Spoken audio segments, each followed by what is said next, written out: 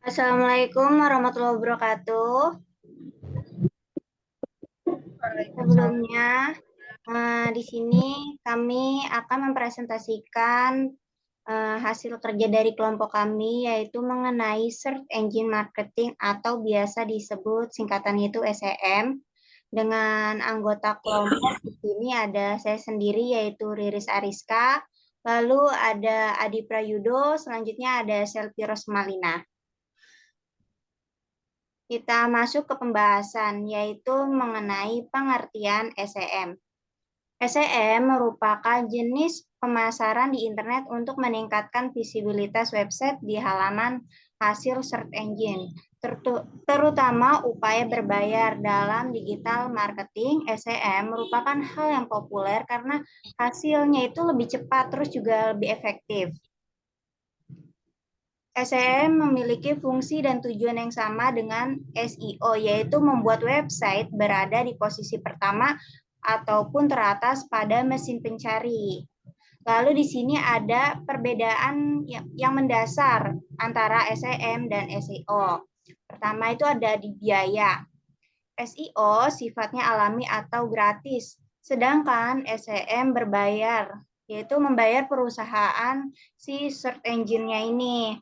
Lalu waktu, hasilnya itu lebih instan dan langsung terlihat hasilnya karena membayar search engine. Sedangkan SEO memerlukan waktu yang lumayan lama. Nah, SEO itu butuh waktu yang lumayan lama karena kan untuk membuat website berada di posisi pertama halaman mesin pencari juga pastinya butuh proses. Karena dia itu kan bukan yang menggunakan berbayar, terus emang benar-benar website ini itu kan alami gitu, berbeda sama si SEM. Lalu di efek SEO walaupun memerlukan waktu yang lumayan lama, tapi efeknya dapat berlangsung lama. Sedangkan pada SEM hasilnya akan terasa ketika budget yang dibayarkan belum habis. Dan ketika budgetnya sudah habis, maka iklan tersebut juga akan hilang. Jadi kalau SEO itu efeknya berkepanjangan dan SEM ini efeknya ada ketika kita bayar aja. Kalau kita udah habis masanya, maka akan hilang iklan tersebut dari halaman mesin pencari. Banyaknya bisnis saat ini bersaing banyaknya bisnis saat ini bersaing merebut perhatian user melalui search engine, membuat SEM merupakan cara yang efektif untuk merebut perhatian tersebut. Selanjutnya ini ada gambar di atas ini sebagai contoh dari SEM, di mana pengiklan menetapkan kata kunci pada mesin pencari yang berkaitan dengan produk yang akan dijual. Ketika kita mencari kata di mesin pencari, maka mesin pencari akan menampilkan hasil pencarian kita pada urutan paling atas. SEM sendiri tidak hanya muncul pada halaman mesin pencari saja, tetapi SEM juga menampilkan pada website ataupun aplikasi di mana perusahaan search engine menjalin kerjasama. Nah, di sini kita dapat lihat gambarnya. Kalau SEM itu, kalau misalnya kita cari di mesin pencari, di sini akan ada bacaan sponsor ataupun kadang ada iklan atau ada kalimat it atau A sama D-nya gitu. Nah, itu SEM. Kalau misalkan SEO itu karena dia gratis, jadi dia nggak ada iklan seperti ini. Nggak ada bacaan bersponsor ataupun kadang ada di sini iklan ataupun ad. Nah, di sini juga ada manfaat penggunaan dari SEM, yaitu untuk meningkatkan konvensi, meningkatkan awareness, disesuaikan dengan budget yang ada, menyasar target yang lebih lokal, menghasilkan trafik secara konsisten dan tepat sasaran, mendapatkan analisa yang mendalam. Selanjutnya, 3 penyedia layanan SEM akan dibacakan oleh Selvi Rosmalina. Ya, di sini ada penyedia layanan SEM. Yang pertama ada Google Ads. Google Ads adalah nama layanan SEM dari Google dan sebelumnya dikenal dengan nama Google AdWords. Namun, pada tanggal 24 Juli 2018, Google mengganti nama platform tersebut menjadi Google Ads. Platform tersebut dikembangkan oleh Google mulai tanggal 23 Oktober tahun 2000.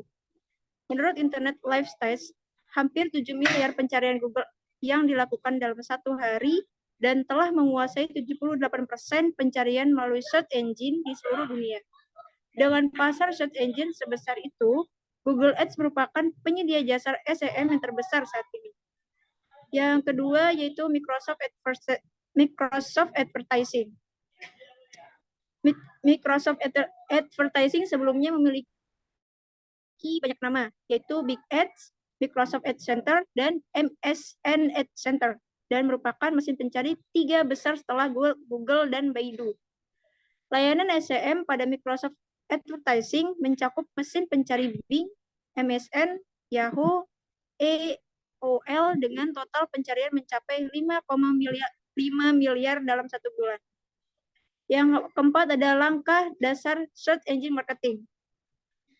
A. Menentukan strategi pemasaran yang efektif. Dalam menjalankan SEM, langkah yang dilakukan terlebih dahulu antara lain. Yang pertama, mendefinisikan audiens target. Dan yang kedua, mengidentifikasi kebutuhan dan motivasi audiens. Yang ketiga, mengetahui bagaimana bisnis dapat menjadi yang terbaik dalam memenuhi kebutuhan audiens. Yang keempat, mengidentifikasi posisi dan pesaing di pasar. Dan yang terakhir, mengidentifikasi tujuan dan tolak ukur dari perangkat pencarian. Lalu lintas situs web, penjualan, dan metrik ROI. Yang B, pemilihan kata kunci. Kata kunci dalam SEM merupakan salah satu bagian inti dan paling penting. Sebelum memilih kata kunci, sangat disarankan untuk melakukan riset dan analisa terhadap berbagai macam kata kunci yang akan digunakan sebagai target hasil pencarian dalam mesin pencari. Ada banyak cara untuk melakukan riset keyword, dari Ahrefs, Google Trends, hingga Ubersuggest. Salah satu contoh yaitu Google Trends. Google Trends merupakan alat riset gratis dan cukup efektif untuk melakukan riset keyword. Pada Google Trends bisa mendapatkan informasi di wilayah mana volume pencariannya tinggi, dan Google Trends juga akan memberi saran kata kunci secara real time. Pemilihan kata kunci tunggal merupakan rencana yang buruk dan sangat disarankan untuk dihindari, karena akan mengakibatkan penurunan indeks halaman website. Tambahkan kata kunci yang berpotensi seperti kata kunci promo, murah, atau kata kunci lain yang memiliki motivasi pembelian oleh user. Idealnya, kata kunci yang baik dan banyak digunakan terdiri dari 4 sampai dengan 6 kata kunci, di mana kata kunci yang diinput akan membentuk kalimat atau frasa kata kunci. Perlu diketahui juga bahwa pengguna kata kunci yang berlebihan akan memberikan dampak negatif terhadap sebuah halaman website yang ditampilkan dalam mesin pencari. Hal tersebut mengakibatkan mesin pencari akan menganggapnya sebagai penumpukan kata kunci atau keyword stuffing. Selain itu, mesin pencari akan memasukkan website tersebut ke dalam daftar hitam dan tidak akan masuk ke dalam indeks hasil pencari. Kemudian, website tersebut akan dibuang dan halaman hasil pencarian. Selanjutnya akan dibacakan oleh Adi. Ya, selanjutnya akan saya bacakan. 1.4.3 membuat iklan yang memikat. Agar SEM efektif, iklan yang dibuat haruslah menarik dan dapat memotivasi pengguna search engine untuk mengklik iklan tersebut. Ada beberapa tips, yaitu pertama, menampilkan kata kunci pada salinan iklan. Hubungkan salinan pada iklan ke maksud pengguna search engine. Yang ketiga, manfaatkan ekstensi dalam iklan. Selanjutnya, memperhatikan nilai untuk lelang iklan. Ketika menggunakan SEM, tidak otomatis iklan akan ditampilkan setiap kali mencari kata kunci target. Platform SEM memiliki sistem yang bisa menentukan kapan iklan akan disampaikan dan bagaimana iklan itu akan bersaing dengan yang lain. Ada 3, yaitu pertama, Max CPC BID, kedua, Quality Score, dan ketiga ada Ad Rank. Max CPC bid X quality score sama dengan ED rank. Keuntungan utama dari formula ini adalah bahwa brand dengan skor kualitas tinggi dapat mengungguli brand dengan tawaran max CPC bid lebih tinggi. 1.4.5 Kelola pencarian berbayar. Hal-hal yang perlu diperhatikan dalam pengelolaan iklan antara lain, pertama, anggaran per bulan, kedua, anggaran per hari, ketiga, penargetan geografis, keempat, daftar kata kunci, kelima, daftar salinan. Selanjutnya, mengukur kinerja iklan, memanfaatkan tool yang tersedia untuk mengukur, menganalisa, dan memantau kemajuan maupun masalah yang timbul dalam menjalankan SEM. Terdapat 3 kriteria utama, antara lain, relevansi landing page. Kedua, perkiraan CTR, click-through rate. Ketiga, relasi kata kunci. Ketiga kriteria tersebut akan dinilai dengan maksimal nilai 10/10. 1.5 Tren SEM di masa yang akan datang.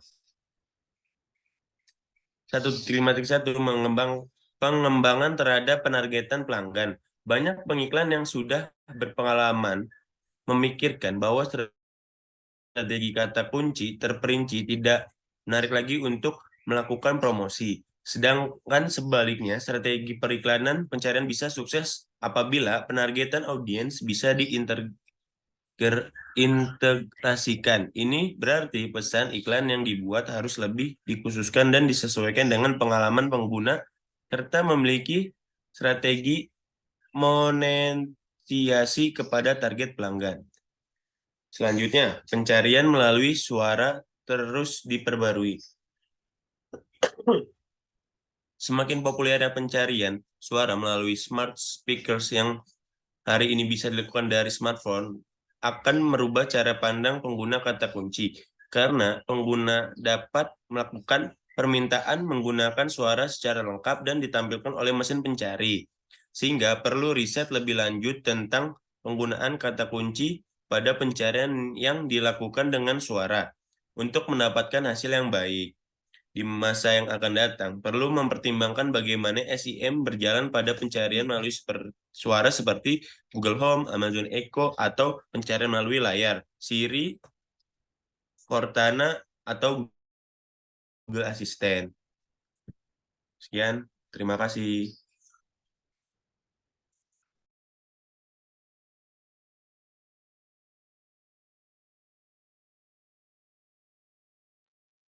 Kemute. Baik, itu tadi presentasi dari kelompok kami. Sekiranya mohon maaf bila ada kekurangan ataupun salah-salah kata. Kami akhiri. Wassalamualaikum warahmatullahi wabarakatuh. Waalaikumsalam. Thank you.